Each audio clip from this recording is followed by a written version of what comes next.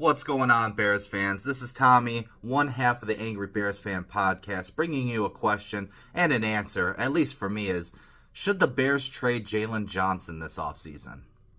Now, I know what you're thinking. Tommy, you must be out of your fucking mind. How could you possibly trade our number one corner who was locked down last year when healthy? And the answer for me is at least I wouldn't be surprised when I do it. Maybe. He does come with a huge salary cap hit. If you are trying to clear some space for the books in terms of making a run at free agency this year, Jaylon Johnson definitely would be a trade candidate. One of the reasons being is he's a Matt Eberflus guy. Dennis Allen didn't bring him on. During his opening press conference, Dennis Allen didn't seem like he was too excited about working with Jaylon Johnson. All that smoke and all that hype was directed towards Kyler Gordon. He was really excited about working with Kyler Gordon. Jaylon Johnson was nowhere to be mentioned in terms of those players.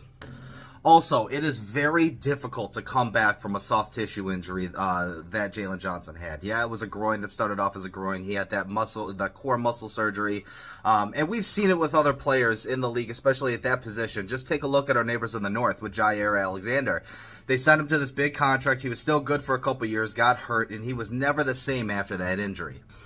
In that position, there is a lot of cuts, a lot of running, a lot of movement, stuff like that. When you have that core muscle injury in the groin, it does seem to be a little bit more difficult to come back from that injury and be the same type of player that you once were.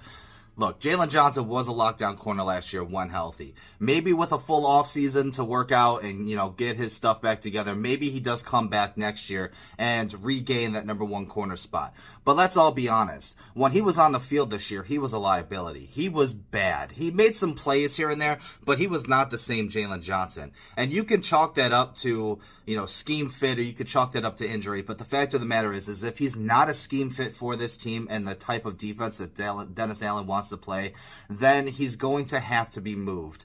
That's a $26 million cap hit or $25 million cap hit or whatever it is for Jaylon Johnson, and that's just a lot for a guy that's going to be a liability in coverage.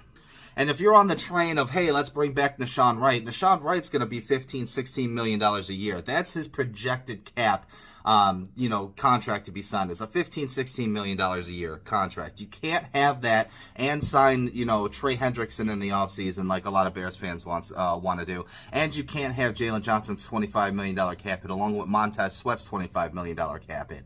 It's just not going to happen. So realistically, what can you get for Jaylon Johnson? I don't know. It is a very distinct possibility that they could possibly trade him. I would not be surprised. I say give him another offseason. If it doesn't work out, trade him at the trade deadline. But let me see what you guys think in the